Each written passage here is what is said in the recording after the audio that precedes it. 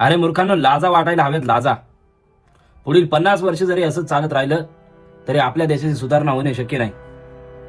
निवडणुका आल्यानंतर काय, रस्ते, नाल्या या गोष्टी पाहणार.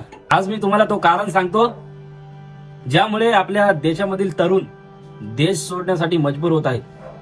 आणि तो कारण काय आहे व्हिडिओच्या मध्येच सांगेल मी. सर्व पूर्ण व्हिडिओ नक्की पहा. सन 2025 याही वर्षी तेच घडलं जे घडायला नको होतं. पण काय घडलं असं?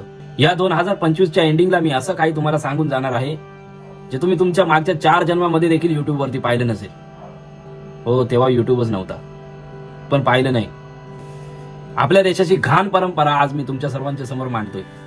शक्य असल्यास सबस्क्राईब बटन दाबा आणि साथ द्या. इतर वेळेस आपल्या देशामध्ये कुठलाही विकास, कुठलेही रस्ते, कुठल्याही पाण्याची समस्या, कुठलेही सामान्य नागरिकांची समस्या कोणाला दिसत नाही.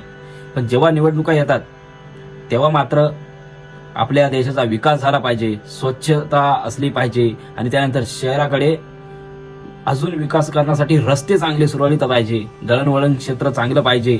या गोष्टींकडे अनेकदा निवडणुकीच्या दरम्यानच लक्ष दिलं जातं. मग मला सांगा, इतर वेळेस हे लोक कुठे मेलेले असतात? ह्या गोष्टीचं समीकरण तुम्हाला सांगायची गरज नाही.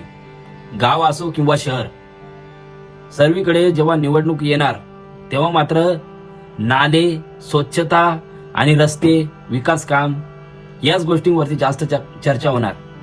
पण खरंच विकास करतंय का सरकार, हे आज आपण पाहून घेऊया. या वर्षी सन 2025 साली नाशिकमध्ये जे तपोवन आहे तेथील झाडे तोडण्याचा निर्णय सरकारने घेतला. त्या निर्णयामध्ये एक गोष्ट कधी कोणाला सांगितली नाही की हे असे फॉरेस्ट कापण्यासाठी, जंगल नष्ट करण्यासाठी एक फॉरेस्ट क्लिअरन्स असावा लागतो, एन्व्हायरमेंटल क्लिअरन्स असावा लागतो. तो सरकारकडे अजिबात नाही. पण मात्र हा जंगल तोडायचा आहे एवढं मात्र त्यांचं ठरलेलं असतं. आधी हसदेव जंगल झाला, त्यानंतर आरे जंगल झाला मुंबईमध्ये, आणि आता मुंबईमध्ये, आणि त्यानंतर मुंबईमध्ये झाला, त्यानंतर नाशिकमध्ये, आणि पुन्हा आरवलीमध्ये देखील तेच. काय पाहतोय आपण? आम्ही का चुती आहे का पब्लिक? नाशिक तपोवनामधील झाडे तोडले जाणार आहेत.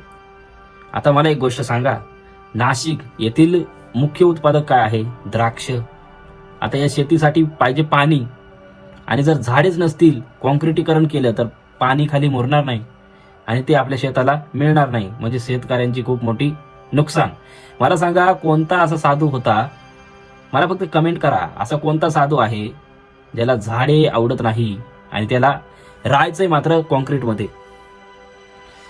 सन 2027च्या कुंभमेळ्यासाठी हे झाडे तोडले जाणार आहेत.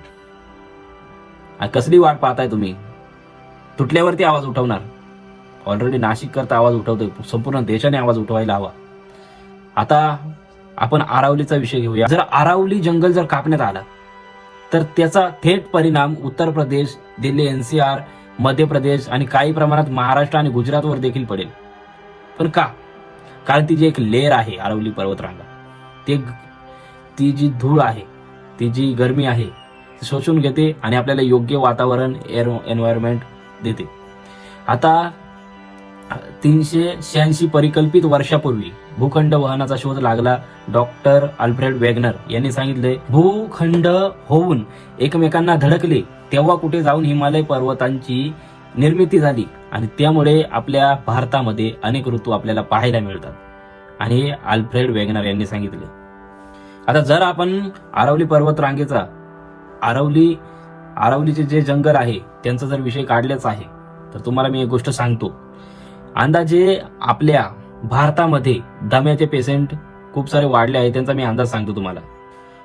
वर्ल्ड हेल्थ ऑर्गनायझेशन यांनी एक आकडा, म्हणजे परिपूर्ण नाही पण मी अंदाजे सांगतो, 350 ते 400 कोटी इतके दम्याचे आजार, आणि त्यामधून आपला भारत देश इतका नशीबवान की आपल्या देशामध्ये 37 कोटी इतके पेशंट, इतके दम्याचे रुग्ण, ॲलर्जीजचे रुग्ण आपल्या देशामध्ये आले.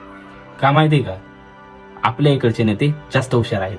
तुम्हाला मी व्हिडिओमध्ये सांगितलं की आपल्या देशाचा विकास कधी होणे शक्य नाही. याचं कारण मी तुम्हाला सांगतो. कारण नंबर 1, ज्या लोकांची कुठेही लायकी नाही ते लोक डायरेक्ट खुर्चीवरती जाऊन बसतात. कोणत्या? कोणी आमदार झालं, कोणी खासदार झालं, कोणी CM झालं, कोणी प्राईम मिनिस्टर झालं, मी थेट नाव घेत नाही, कारण एक माणसामुळे हजारो लोकांचा विनाश होतो. ते कशा प्रकारे? जर समजा एक पक्ष असेल, त्या एका पक्षामध्ये जर एखादा माणूस खराब असेल तर सर्व पक्षाचे नाम बदनाम होते. अशी गोष्ट आपल्या देशामध्ये आहे. कारण नंबर 2, शिक्षणाला आपल्या देशामध्ये जास्त वाव दिली जात नाही आणि त्यामुळे घडतं काय? जास्तीत जास्त लोक अंधश्रद्धेकडे बळी पडतात आणि यामुळे आपल्या देशाची जो विकास होणे आहे ते अतिशय योग्य प्रमाणात थांबून जाते. नंबर 3, आता कारण नंबर 3 ऐकण्याच्या अगोदर जर तुमची पायाची जमीन सरकली नसेल तर आता चप्पल काढून बसा, 100% सरकेल.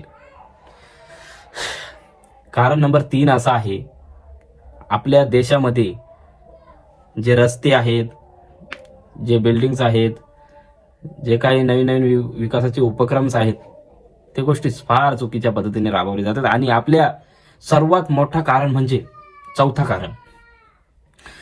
कारण असा आहे की आपल्या भारत देशामध्ये कोणी जबाबदार नागरिक नाही. जबाबदारी पाळायची नाही. तिथे घाण दिसली ती त्याने टाकली असेल तोच भरेल, त्याच्यानंतर त्याची गाडी पडली तोच उचलेल. एका गोष्टीत आपला देश आहे, अंधश्रद्धेच्या ठिकाणी लवकर जातात.